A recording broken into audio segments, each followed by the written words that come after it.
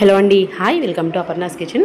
మన కిచెన్లో ఉండే చిమ్నీ ప్లేట్స్ చాలా గ్రీజీగా ఆయిలీగా ఉంటాయి. అలాంటి వాటిని చేతులతో క్లీన్ చేసే పని లేకుండా ఈజీగా మన కిచెన్లో ఉండే జస్ట్ 2 ఇంగ్రీడియంట్స్తోనే నీట్గా ఎలా క్లీన్ చేసుకోవాలో, వందల వేలు ఖర్చు పెట్టకుండా ఈజీగా ఇంట్లోనే ఎలా క్లీన్ చేసుకోవాలో ఈ వీడియోలో చూపిస్తాను.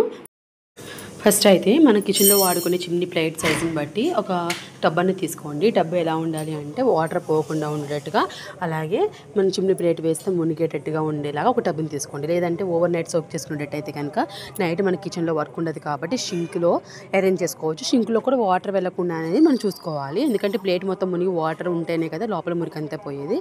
సో అలా అరేంజ్ చేసుకోండి.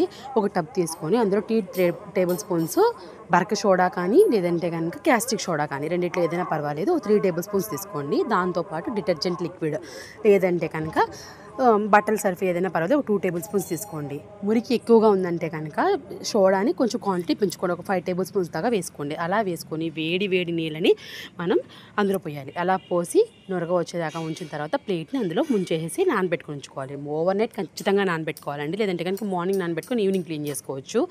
2-3 గంటలు నానబెట్టుకొని ప్లేట్ క్లీన్ అనేదంటే మాత్రం అవ్వదండి. ఖచ్చితంగా ఒక 24 అవర్స్ మనం వాటర్లో ఉంటే శుభ్రంగా క్లీన్ అయిపోతుంది. కుదరని వాళ్ళు 12 అవర్స్ అనేది నానబెట్టుకోండి.